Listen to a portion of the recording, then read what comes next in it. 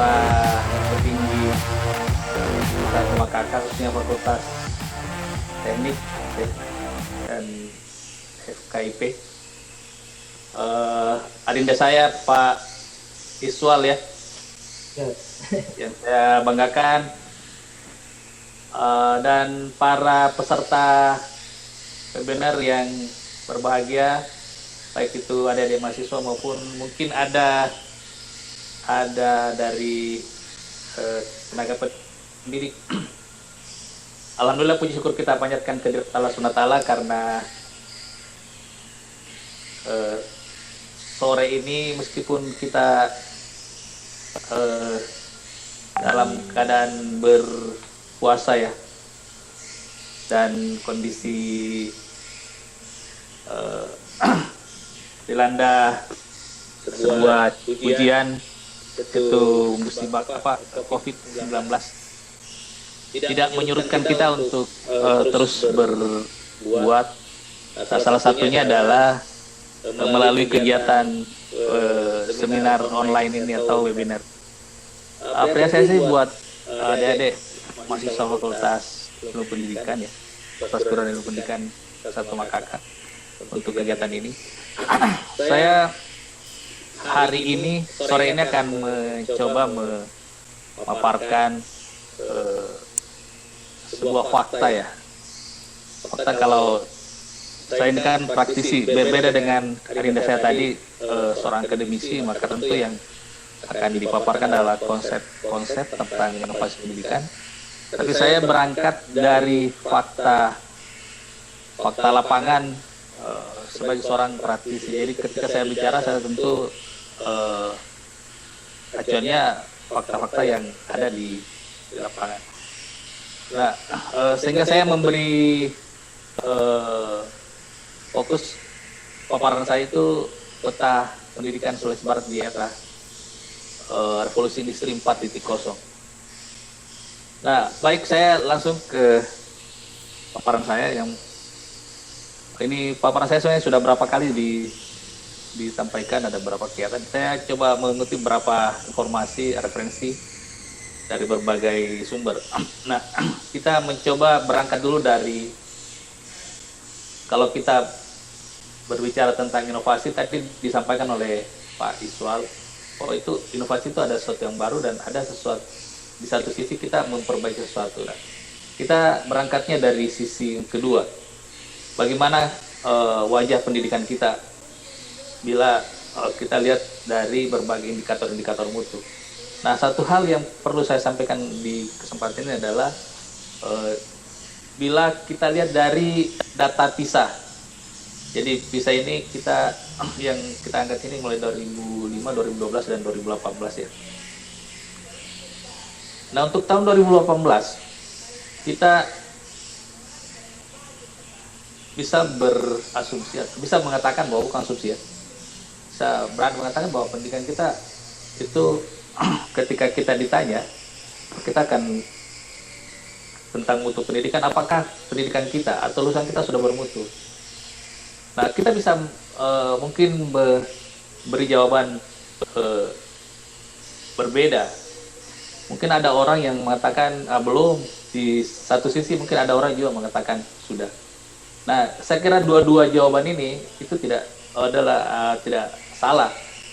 Di fakta yang lain kita bisa mengatakan bahwa pendidikan kita sudah bermutu. Nah, indikatornya apa? Ini ada tim Olimpiade Fisika Indonesia borong medali di Adelaide. Kemudian ada siswa kita diraih medali emas meskipun bersaing dengan 124 negara, tapi mereka bisa memperoleh medali di Olimpiade Matematika di Hong Kong tahun 2019. Kemudian di tempat lain ada yang memperoleh medali emas di Olimpiade Komputer. Tapi ketika kita menengok di sisi lain, kita juga melihat hal seperti ini. Balapan liar di kelompok pelajar ini ada kita ambil kutip ini dari ini ya, karena kita di Sulawesi Barat ya, tentu kita tidak boleh mengutip fakta-fakta di luar Sulawesi Barat ya. Kita ambil dari Sulawesi Barat ini. Nah, nah dari sisi kemampuan membaca, jadi kita kalau PISA itu mengukur 3 kompetensi kemampuan ya, membaca, matematika, dan sains. Nah, nampaknya kita masih jauh, ya masih jauh sekali dari negara-negara lain. Katakanlah Malaysia misalnya yang jadi pembanding. Malaysia itu kalau kita lihat di grafik ini, itu jauh di atas kita. Ada di sana. Di atas itu ada Panama, Georgia, Kazakhstan. Kita masih di posisi 74. Yang di bawah kita itu hanya ada Monaco, Lebanon, Kosovo, Republik Dominika, dan Filipina. Yang paling tinggi itu adalah Cina. Jadi untuk skor membaca, kemampuan membaca, itu ditempati oleh Cina dengan skor nilai 555. Sedangkan untuk kategori matematika, kita masih berada di posisi 73. Lagi-lagi Cina yang berada di peringkat teratas. Sedangkan untuk kategori sains, kita masih berada di posisi 71. Nah, posisi pertama masih ditempati Cina. Saya agak cepat ya, karena ini ada 40 slide sebenarnya. Jadi saya mesti berburu. Nah, ada pekerjaan rumah yang tentu kita harus lakukan melihat dari kondisi tadi. Nah, hanya kalau kita ukur dari kita lihat tadi data itu, maka kita tarik ke keadaan kondisi kita saat ini. Maka ketika dilakukan sampling ya, tentang kemampuan membaca di negeri ini, seluruh Indonesia, ya siswa kita itu hanya 30% yang bisa memenuhi kompetensi minimal. Matematika hanya 29%, sains hanya 40%. Nah, ini nampaknya memang sinkron dengan hasil PISA kita yang yang slide sebelumnya. Nah, nampaknya ada penurunan. Kemarin kita dikagetkan dengan hasil PISA terakhir kita di tahun 2018 itu, kita bukan malah menjadi lebih baik, tapi malah menurun. Semua menurun. Ya, baik itu baca malah terjun bebas, matematika juga demikian, kemudian sains juga begitu. Nah, kalau kita lihat dari antar wilayah di negeri ini, maka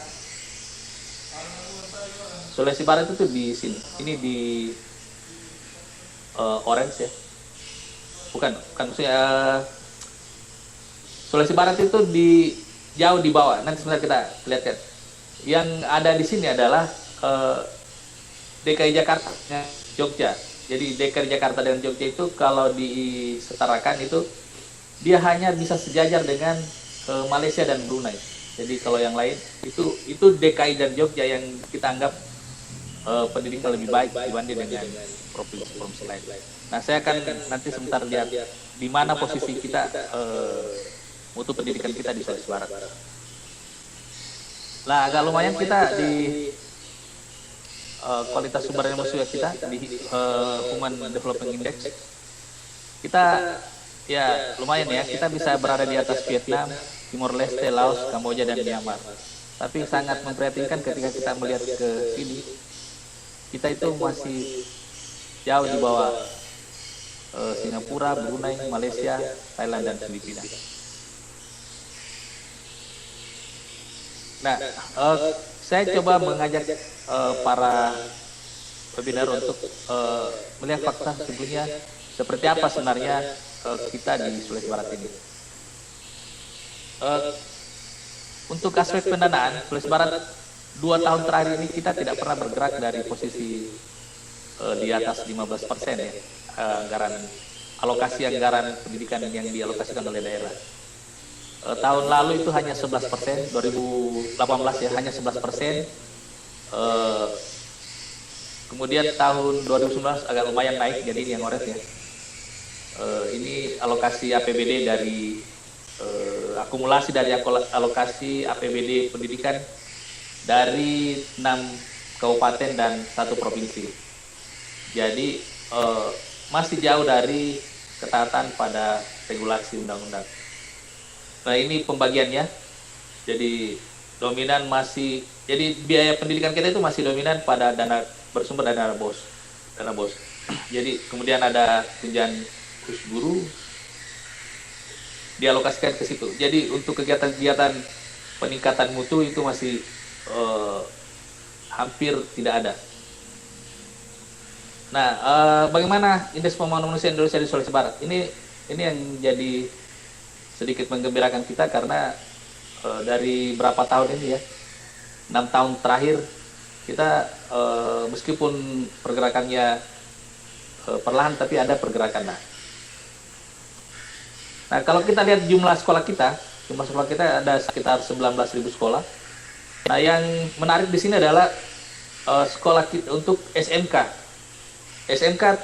kita di Sulawesi Barat ini 25% itu jurusan itu ada jurusan teknologi informasi, sementara jurusan lain itu masih kecil. Padahal kita tahu bahwa Sulawesi Barat ini adalah daerah yang berada di pesisir pantai dan pegunungan. Nah tentu menjadi tanda tanya buat kita semua, kenapa kok jurusannya yang banyak itu adalah jurusan teknologi informasi. Padahal semestinya jurusan teknologi informasi ini terintegrasi semua di setiap bidang keahlian yang ada di SMK. Nah yang miris itu kan di kemaritiman. Itu hanya ada 4%. Kalau tidak salah hanya ada dua SMK di Sulawesi Barat ini yang membuka jurusan kemaritiman ini. Ini ada satu negeri dan ada satu swasta.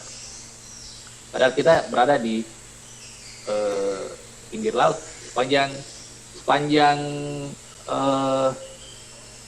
geografis kita itu kan berada di pinggiran laut, di pesisir pantai. Nah, sekolah juga begitu demikian, ada di sisi akreditasinya itu masih memperhatikan di jenjang SD baru 5% yang akreditasi A, sisanya ada 40% akreditasi B, 41% belum akreditasi atau ini juga kalau dilihat itu masih dianggap tidak terakreditasi. Di jenjang lain juga demikian, masih lebih besar yang tidak menggembirakan akreditasinya daripada yang lebih menggembirakan ya, B dan A. Yang parah lagi di SMK kita. Nah kalau kita lihat jumlah guru di Sulawesi Barat ini ada sekitar 20-an ribu ya semuanya, dari semua jenjang 20.200 lebih ya. Nah dari 20-an ribu ini kalau kita lihat dari aspek kompetensi ya, tentu dengan indikatornya adalah bahwa guru tersebut sudah tersertifikasi, maka baru ini ya, SD itu baru 34% yang tersertifikasi, kemudian SMP 36, SMA 39, SMK 20%. Nah kalau kita tarik ke sini, kan semestinya ini minimal ya, hampir sama lah ini, karena ini kan yang S1 itu 70%, SMP 89%, SMA 97%, dan yang sudah S1. Idealnya. Jadi idealnya yang sudah tersertifikasi itu ya minimal di tengah sini. Kalau tidak bisa di atas sedikit. Kalau katakan misalnya SMA itu 97% guru kita adalah S1. Nah kalau ternyata ketika dilakukan uji kompetensi untuk mengikuti kegiatan program sertifikasi, masih banyak guru kita yang tidak bisa lolos untuk ke arah selanjutnya, tahapan selanjutnya itu ikut PPG. Kemudian untuk data siswa kita seperti kondisinya ya. Saya lanjut. Nah, eh, saya juga ingin menyampaikan pada kesempatan ini menjadi salah satu tugas pokok dari LPP itu adalah ini melakukan pemetaan terhadap mutu pendidikan khususnya di Sulawesi Barat. Karena berada di Sulawesi Barat, maka yang kita petakan itu adalah mutu pendidikan di Sulawesi Barat. Nah, kita dalam melakukan pemetaan itu kita berpatokan pada 6 capaian mutu yang kita sebutnya SMP 1, 2, 3, dan 4 sampai 5, 6. Nah, setelah kita petakan ini nampaknya yang bisa SMP 1 itu maksudnya SMP 1 itu hanya ini yang bisa untuk jenjang SD ya. Nah, saya lebih fokus ke sini. Kalau kita agregasi secara nasional, maka peta mutu di pendidikan Sulawesi Barat itu masih di peringkat untuk SD yang merah. Kita berada hanya di atas Maluku, Kalimantan Barat, ya. Ada Kalimantan Tengah, Papua Barat, kemudian ada NTT, ya. Kemudian di SMP juga tidak terlalu jauh beda. Kita masih melihat di sini dominasi DKI Yogyakarta dengan DI Jogja dengan DKI Jakarta. SMA juga begitu. Nah, yang paling memperhatikan ini SMK. Kita hanya berada di atas Papua Barat. Jadi kalau hari ini kita banyak isu miring bahwa kemampuan tenaga kerja kita masih lemah, ya. Salah satu indikatornya ini yang bisa kita lihat bahwa memang alumni SMK kita sangat rendah mutunya. Nah, bagaimana cara memperbaikinya? Saat ini kita sudah mengembangkan sebuah sistem namanya sistem penjaminan mutu. Kalau saya paparkan di sini agak panjang masalahnya. Kegiatan penjaminan mutu yang kita lakukan selama ini itu mengacu pada 8 standar nasional pendidikan. Jadi 8 standar nasional pendidikan itu sekolah kita didorong atau digerakkan menuju ke 8 standar ini. Nah, sampai hari ini untuk Sulawesi Barat itu belum ada yang bisa mencapai ini. Jadi jangankan ke sini, ini saja belum. Nah, itu tadi slide yang saya paparkan tadi, kita masih berada di sangat jauh di bawah beberapa provinsi yang lain. Nah, saya sedikit coba menyampaikan tentang pendidikan karakter. Nah, kalau kegiatan pendidikan karakter khususnya yang kita lakukan, ya, sebenarnya kita sudah bergerak untuk membangun pendidikan karakter kita. Nah, ada beberapa kegiatan yang sudah kita lakukan dan sampai hari ini masih terus digerakkan. Nah, salah satu buktinya adalah di Kementerian Pendidikan pada kabinet yang baru ini ada yang namanya Pusat Pengembangan Pendidikan Karakter. Jadi ada unit khusus yang menangani pengembangan pendidikan karakter. Ini manfaatnya untuk pendidikan karakter. Kemudian nilai-nilai karakter seperti apa yang mesti kita kembangkan. Nah, tentu tidak jauh-jauh dari 4 hal ini, yaitu olah hati, olah pikir, olahraga, dan olah rasa dan olahraga. Nah, inilah yang menjadi fondasi dan ruh utama pendidikan karakter kita. Dengan nilai prioritas itu ada 5. Gotong royong, maksudnya religius, ya. Ini yang pertama, religius, kemudian integritas, nasionalis, mandiri, dan gotong royong. Nah, kita selanjutnya ke era, karena temanya era ini, ya, inovasi pendidikan, tentu kita tidak bisa jauh-jauh pada era revolusi industri 4.0 4.0. Nah, di era ini kita membagi kelompok generasi. Jadi ketika kita bicara revolusi industri, maka orang cenderungnya selalu membicarakan tentang 6 generasi yang ada, yaitu dari revolusi ya. Revolusi ini ada industri titik 4, tadi sudah disinggung oleh Pak Soal. Kemudian 6 generasi ini yang saya maksud. Jadi builder, jadi generasi builder itu generasi yang sudah saat ini sudah jadi kakek dan nenek ya. Kemudian baby boomer. Baby boomer ini generasi yang di pasca perang dunia kedua. Kemudian generasi X. Generasi X ini generasi saya ya, yang lahir di tahun 70-an ke atas. Kemudian generasi Y. Generasi Y mungkin yang ada di forum ini ya, di forum sekarang yang ikut webinar, yang kita sebutnya juga generasi milenial ya, generasi milenial. Kemudian sudah itu ada generasi Z. Generasi Z ini generasi yang baru lahir 2000 ya, sekitar 2010 lah. Nah, sesudah itu masih ada satu generasi yang disebutnya generasi alfa.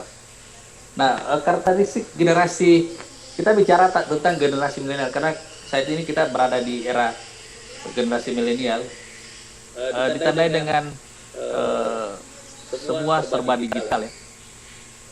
Generasi milenial itu maunya serba cepat, terbuka dan lentur. Nah, bagaimana generasi Z di Indonesia? Nah, generasi Indonesia dominan mengakses informasi itu dari sosial media, itu 35%, 45,2%. Dengan rata-rata akses internet itu 3 sampai 5 jam. Mungkin ada yang lebih. Ya, apalagi kalau kondisi sekarang ya. Dengan menggunakan ponsel pintar, smartphone. Kalau kita lihat dari fashion, mereka rata-rata membeli produk di mall, kemudian tidak seperti dulu. Kalau kami itu beli baju itu nanti harus menunggu dibelikan. Kalau generasi sekarang, generasi milenial ya, itu mesti dia sendiri yang mesti ini milih sendiri. Biasanya pergi sendiri belanja, tinggal diberi uangnya, baru tongkrongannya itu di KFC dan McD. Rata-rata kalau mereka mencari hiburan tidak lagi ke bioskop ya, tidak ke bioskop, tidak ke diskotik atau apa, dia ini rata-rata mereka cari musik streaming, nonton film dan video, itu semua serba di download, diunduh. Nah, hiburannya juga begitu dia. Nah, setelah generasi lainnya ada disebut generasi alfa ya. Ini generasi alfa, generasi yang kalau dilihat saat ini mungkin baru kelas 2, kelas 3 SD ya. Nanti akan paling besar nanti jumlahnya di tahun 2025. Itu diperkirakan sekitar 2 miliar orang. Generasi alfa ini dianggap karena generasi yang paling terdidik di era sekarang. Kenapa ya? Ya, saya punya anak, saya kebetulan punya anak usia kelas 1 SD ya, baru mau naik kelas 2. Itu baru yang namanya smartphone, iPad apa semua itu mereka sudah. Jadi belajarnya lagi bukan di buku, tapi mereka carinya di Google.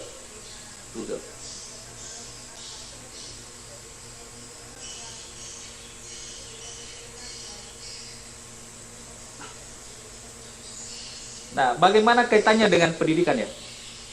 Ketika generasi RI tempat ini yang saya uraikan tadi di milenial dan generasi alpha ya, yang semua serba internet ya, Internet of Things, e-commerce, artificial intelligence, belajarnya lagi bukan belajar IPS atau bahasa, tidak melulu ya, dia malah belajarnya coding.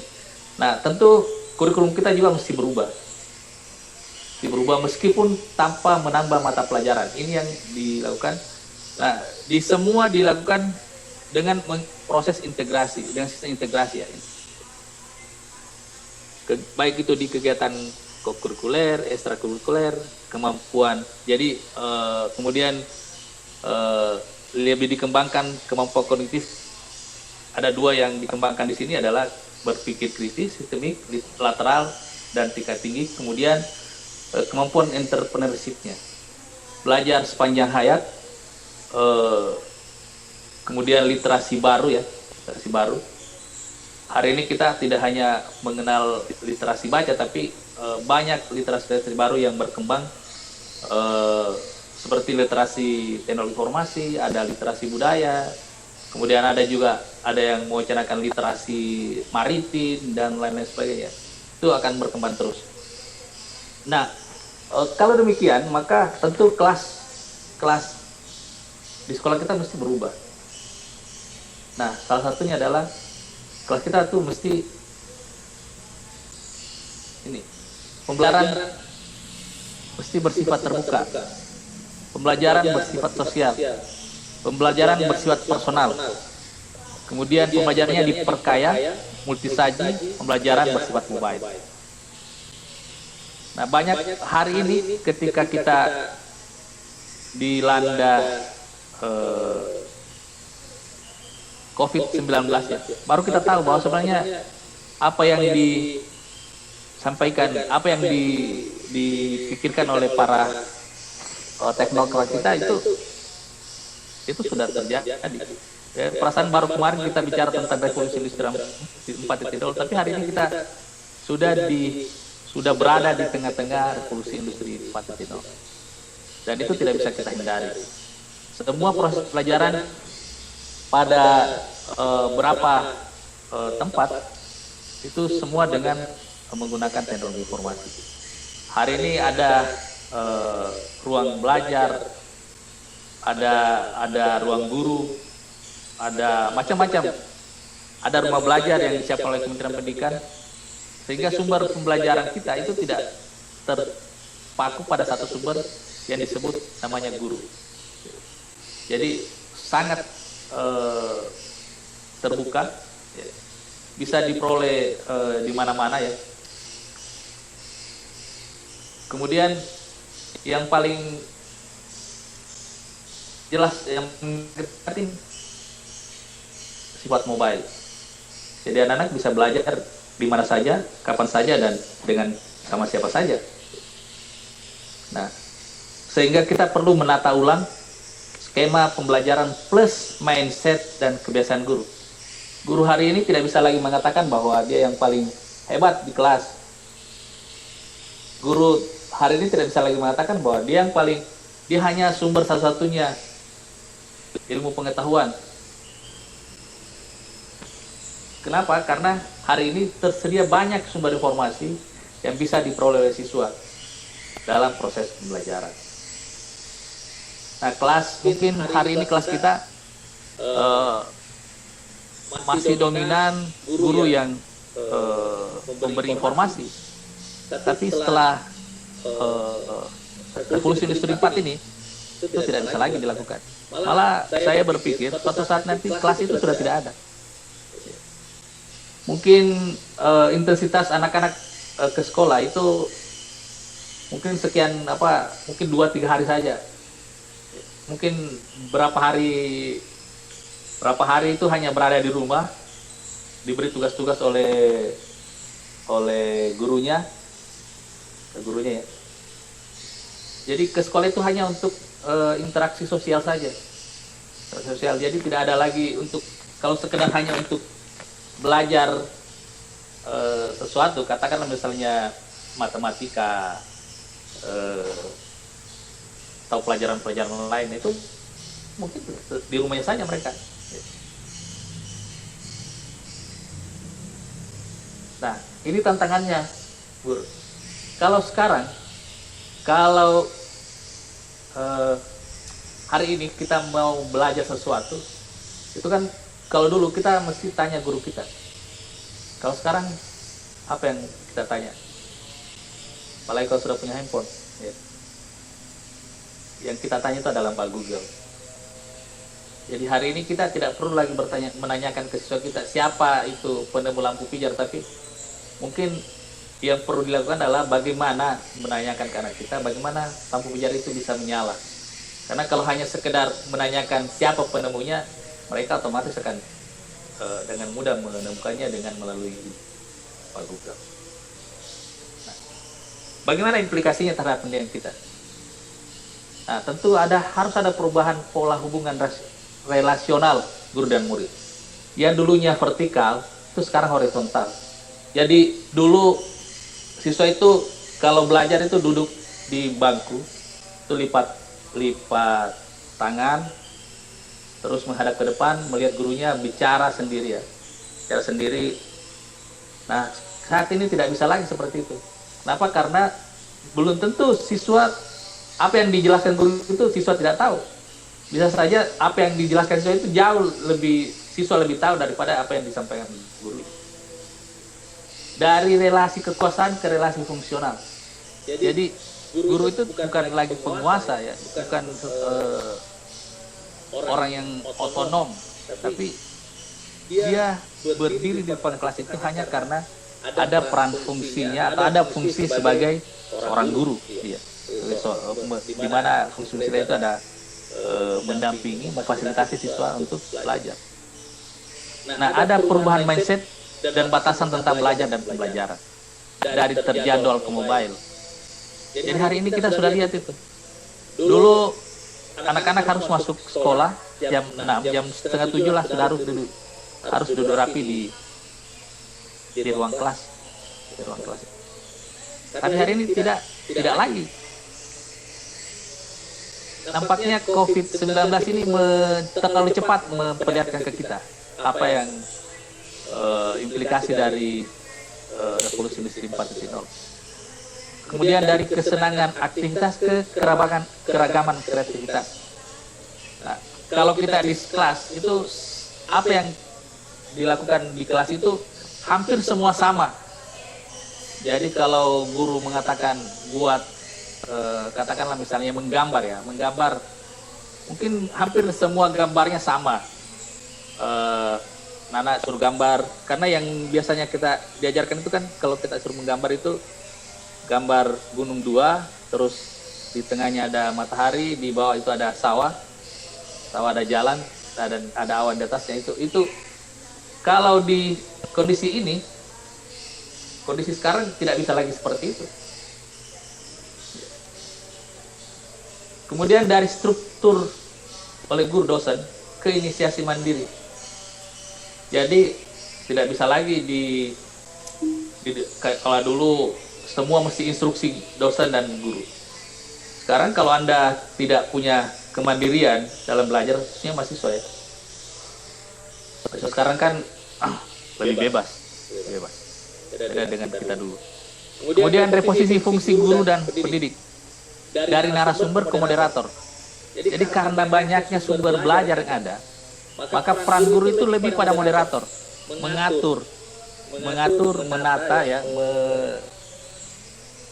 istilahnya menata apa yang perlu dipelajari oleh siswa, membantu membimbing siswa ketika mereka dalam proses belajar.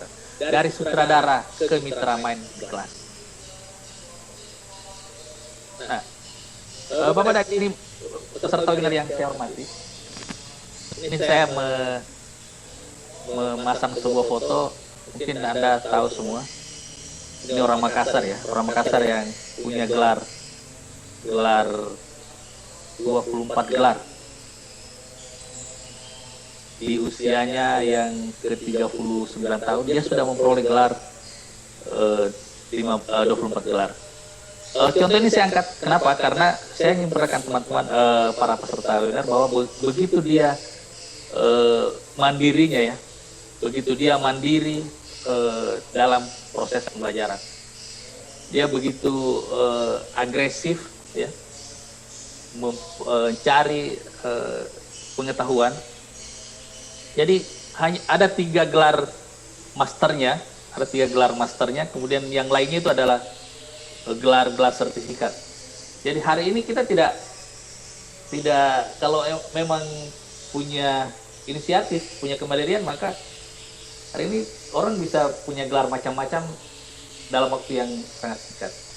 Nah, perlu saya informasikan juga pada kesempatan ini perubahan lapangan kerja ke depan ya. Jadi yang sebelumnya orang bekerja itu biasanya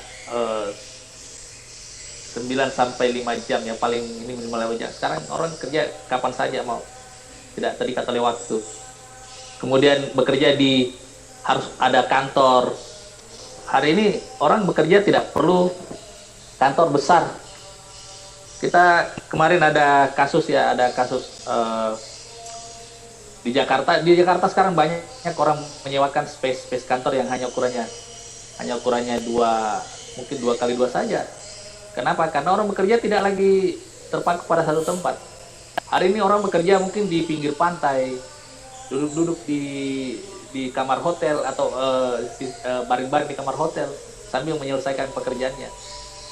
Nah, ini ada berapa pekerjaan yang berevolusi ke depan seiring dengan perubahan era menuju ke era revolusi industri 4.0. Kemudian ada pekerjaan yang berkurang. Ini ada berapa contoh ya, office dan administratif.